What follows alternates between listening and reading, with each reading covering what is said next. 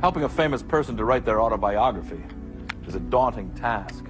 You must use every tool at your command to make accurate notes of the thousands of stories that you'll hear. Martin Ames has taken a job to write the autobiography of Wilfred Clayton, a hard-headed businessman with a heart to match. In fact, Clayton is so mean that... Wait, Martin's been taking the notes. Let's let him tell the story. No. Where was I? Sentiment. Oh, yeah, sentiment. Okay, Mr. Clayton, we're recording. Sentiment is for losers. You know, I learned a long time ago that the weak work for the strong. And most people, they're happy with very little. They have no self-esteem. They think that whatever they're earning now is all they deserve. And they're right. Wilfred Clayton was a cold-blooded monster. He was the most insensitive, self-loving egomaniac I'd ever met. That thing pick me up if I walk around? Yeah, it's very sensitive. Yeah, most people were born to serve. Tell them what to do, they'll do it. Treat them like a dog, they'll obey. Show them the hoop, they'll jump.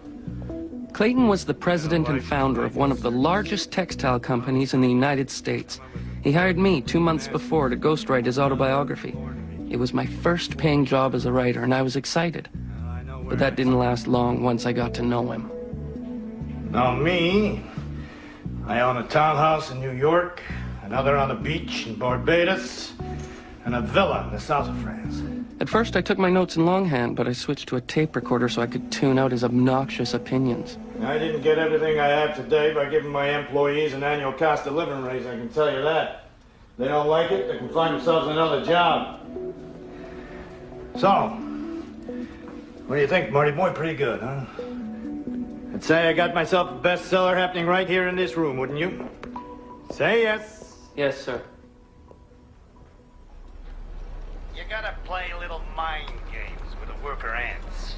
Let them think the other guy is doing a better job than they are. Keep them hungry and scared. They work better that way. I hate him. I hate him. I'd like to shove this tape recorder down his throat and tell him I quit. Martin, we need the money. I know. Why does a creep like Wilfred Clayton have so much when so many good people have to struggle just to get by? Now, can you imagine how empty his life must be? All he cares about is money and power. We have so much more than he'll ever have.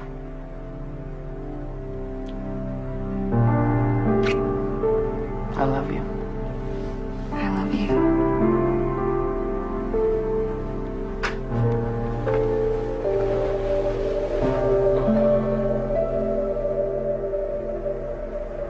Later that night, we were both asleep when the storm kicked up.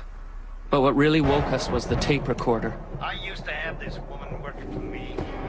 She told me she was a single mother. She wasn't getting paid enough to feed her 4 kids. I fired her right on the spot. Martin, what's going on? I think the recorder came on. I hate weak people. I really hate them. They can come whining all they want. They're not getting it. It won't go on. Self-esteem. Serve. Lord. Hate weak people. Hate. Stop it! Stop it! Weak life. Damn. It's over, Julie. It's over.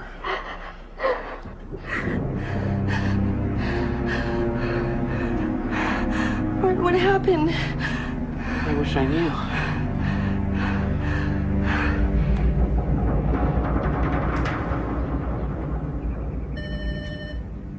Yeah. Mr. Clayton, I'm sorry I'm late. What with the storm last night, I don't want to know your problems. There's plenty of other crummy ghost riders out there who can get here on time.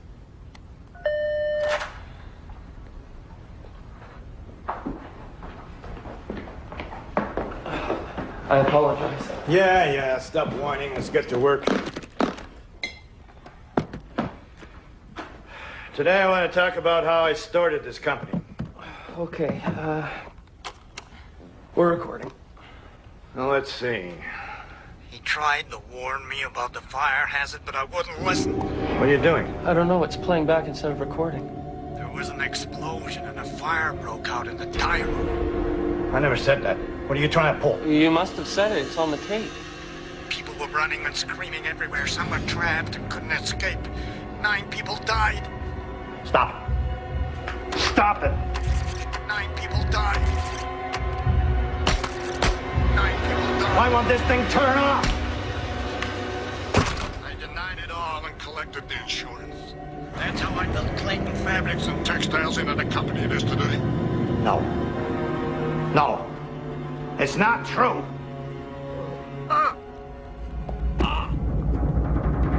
Mr. Clayton.